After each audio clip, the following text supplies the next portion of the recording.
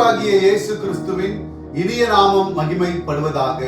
இந்த இயேசு எப்படிப்பட்டவரோ ஊழியத்திற்கு உங்களை அன்புடன் வரவேற்கிறேன். இந்த நாளிலும் நாம் ஒரு வேத வசனத்தை தியானிக்க போகிறோம். எபேசியர் 1ஆம் அதிகாரம் 8ஆம் வசனம். அந்த கிருபையை அவர் சகல ஞானத்தோடும் புத்தியோடும் எங்களிடத்தில் பெருக பண்ணினார்.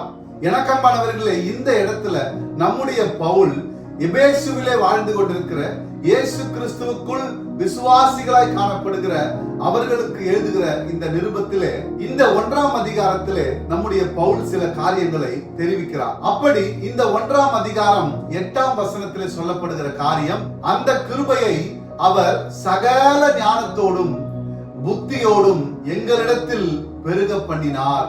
எனக்கன்பானவர்களே, எந்த கிருபையை ஞானத்தோடும் புத்தியோடும் அவர் பெருக பண்ணினார் என்பதை நாம் சற்று பார்ப்போமானால், எபேசியர் 1ஆம் அதிகாரம் 4ஆம் வசனம். தமக்கு முன்பாக நாம் அன்பில் பரிசுத்தமுள்ளவர்களும் குற்றமில்லாதவர்களுமாயிருப்பதற்கு அவர் உலகத் தோற்றத்துக்கு முன்னே கிறிஸ்துவுக்குள் நம்மை தெரிந்து கொண்டபடியே. எனக்கன்பானவர்களே, அவருக்கு முன்பாக, அதாவது தேவனுக்கு முன்பாக நாம் அன்பில் பரிசுத்தம் உள்ளவர்களாகவும் குற்றமில்லாதவர்களுமாய் இருப்பதற்கு உலக தோற்றத்துக்கு முன்னமே கிறிஸ்துவுக்குள் நம்மை தெரிந்து கொண்டபடியே என்ற இந்த வார்த்தையை நாம் சற்று கவனிக்க வேண்டும்.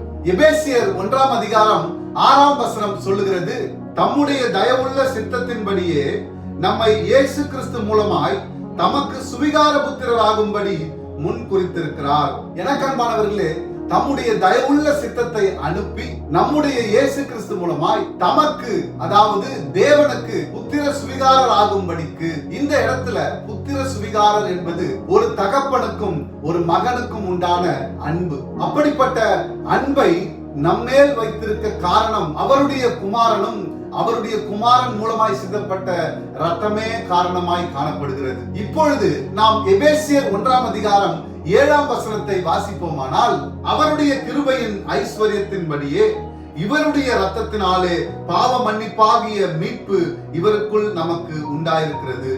எனக்கன்பானவர்களே, நம்முடைய தேவனாகிய கர்த்தருடைய கிருபையின் ஐஸ்வர்யத்தினாலே, இவருடைய ரத்தத்தினாலே, அதாவது இயேசு கிறிஸ்துவின் ரத்தத்தினாலே பாவ மன்னிப்பாகிய மீட்பு நமக்கு கொடுக்கப்பட்டிருக்கிறது. எனக்கன்பானவர்களே, முதலாவது நாம் பார்க்க வேண்டிய ஒரு காரியம், அவர் நம்மை அன்பில் பரிசுத்தமாக்குவதும் நம்மில் குற்றமில்லாதவர்களுமாய் நடத்த இந்த உலக தோற்றத்துக்கு முன்னமே நம்மை கிறிஸ்து இயேசுவுக்குள் முன்குறித்தார். இரண்டாவது காரியம், சுவிகார புத்திரராகும்படி, அதாவது தேவனுக்கும் நமக்கும் ஒரு உறவை ஏற்படுத்த வேண்டும் என்று அவர் நினைத்து, அந்த உறவு ஒரு தகப்பன் உறவு, பிள்ளைகள் உறவு போன்றதாய் அவர் நமக்கு ஏற்படுத்தும்படி அவருடைய குமாரனை தந்து பிள்ளைகளாய் நம்மை ஏற்றுக்கொண்டார். மூன்றாவதாக, தேவன் நமக்கு கொடுத்த ஐஸ்வர்யமாகிய கிருபையை நம்மிடத்தில் அனுப்பி நம்முடைய இயேசு கிறிஸ்துவின் ரத்தத்தின் மூலமாக நம்முடைய பாவங்களற கழுவி நமக்கு மீட்பை தந்திருக்கிறார். இன்றைக்கும் இந்த செய்தியை கேட்டுக்கொண்டிருக்கிற எனக்கன்பானவர்களே, இந்த எபேசியர் புஸ்தகத்தை நீங்கள் வாசித்து பாருங்கள். இந்த எபேசியர் 1ஆம் அதிகாரம் முழுமையும் நீங்கள் வாசித்து முடிக்கும் போது உங்களுக்குள்ளே ஒரு மன நிறைவை நீங்கள் காண்பீர்கள். எனக்கன்பானவர்களே, இன்றைக்கும் புலம்பிக் கொண்டிருக்கிற, தவித்துக் கொண்டிருக்கிற, வேதனையோடு கூட, கஷ்டத்தோடு கூட, நஷ்டத்தோடு கூட, கடினமான பாதையில, வியாதியோடு கூட, கடும் பிரச்சனைகளுக்கு மத்தியில, போராட்டங்களுக்கு மத்தியில ஒருவேளை நீங்கள் இந்த செய்தியை கேட்டுக்கொண்டிருப்பீர்களானால், தகப்பனுடைய அன்பை தருகிற ஒரு நல்ல தேவனை, நல்ல தகப்பனை நாம் கொண்டிருக்கிறோம். ஒருவேளை இந்த செய்தியை பார்த்துக் கொண்டிருக்கிற உங்களுடைய, என்னுடைய உலக பிரகாரமான தகப்பன் எப்படிப்பட்டவராய் இருக்கிறார் என்பதை குறித்து நாம் இந்த இடத்துல நினைப்பதை பார்க்கலாம். நம்மை நினைக்கிற, நம்மை ஆசீர்வதிக்கிற, நம்மோடு கூட உறவாடுகிற, நமக்கு ஆலோசனை தருகிற, நம்மை பாதுகாக்கிற, நம்மை பெருக பண்ணுகிற, நம்மை கைவிடாத ஒரு தகப்பனை நாம் உடையவர்களாய் இருக்கிறோம் என்பதை மாத்திரம் நீங்கள் கவனிக்க வேண்டும். எனக்கன்பானவர்களே, இந்த இடத்துல நம்முடைய தேவனாகிய கர்த்தர்